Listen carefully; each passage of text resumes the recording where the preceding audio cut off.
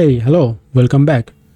So we just created a development provisioning profile some times ago, and through that development provisioning profile, we can actually run the app on the developer, iPhone or iPad, even in the Mac. The thing is that if that device is connected with the development machine or development Mac, then only this provisioning profile will work. But what about a device which I cannot connect with my development machine? So for that reason, I need to create an ad hoc provisioning profile. The steps are same. As you can see, there is also a device list. Here is also the device list, app ID, but the difference is the development certificate and ad hoc certificate. So we have done this part, and again, using this provisioning profile, I can run the app on the device which is connected with the development machine. But if it is not connected with the development machine, then I need to create an ad hoc provisioning profile, and using that I will create a IPA and will distribute it over the year, and then the user of the device can actually download that IPA and use or install it on his phone or on his any iDevices. Just to make sure that this device, when I'm actually distributing the OTA distribution, that device also need to be added here. So each device which will be running the app need to be listed here on this ad hoc provisioning profile. I hope that makes sense. So let us create an ad hoc provisioning profile. So we're gonna go one by one. We already have a app ID and we again have a device list. So if we have a new device which is for the OTA distribution device, then we need to add it also here. One example can be like the some client who is actually not live on the same location, he lives in another place. We can actually distribute the app through the test flight or any other OTA distribution platform, and he can actually install it, but that device need to be here also, need to be listed here. So for this part, we will create an ad hoc provisioning profile, and for that we need to first create an ad hoc certificate, and then we're gonna create an ad hoc provisioning profile. So let us jump in. So we need to go with the certificate, and then we're gonna create a new certificate, and it will be Apple distribution, right? There is also other distribution, but we're gonna actually focus on your Apple distribution.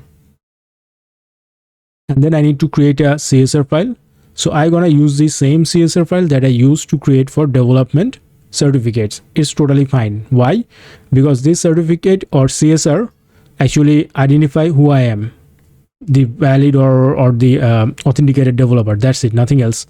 So I can use the same CSR file. So here is the certificate signing request file, CSR file. I'm gonna select it, continuing. And then the certificate is already been done, created. So now I need to actually install it also, because if I don't install it, then definitely it will not work. So I can actually install it here. So it is a distribution certificate. Just add me a bit of cosmetics things. I think that should be fine. Okay, now that's been added. Now what's next? The next thing is to create a profile, right? So here we can see the ad hoc provisioning profile need to have ad hoc certificate. We have done it. Now we are actually creating an ad hoc profile. So again, creating a profile, and this time it will be a distribution ad hoc profile, right? Okay, moving on. Now I need to select the app ID. So this is the app ID, the sample demo app. That's the app ID. So let us select this one. So sample demo app, that's it. And we need to create the certificate, the distribution certificate. We just created it some time ago. Moving forward, now I need to have the Mac also, because I will actually use the OTA to install the app on my Mac machine also. This is also used on the development time, but it can be also used in distribution time. Consider like this is some kind of like client device, and you need to add it here also. So I'm selecting it. Moving forward, now I need to give a name for it.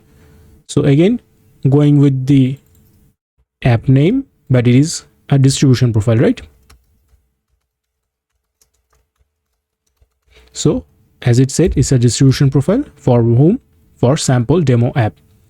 So I think that's pretty much it. Now I can actually generate that provisioning profile, and it is now ready to install. So I can actually download it. Yep, sample app distribution provisioning profile, it's done.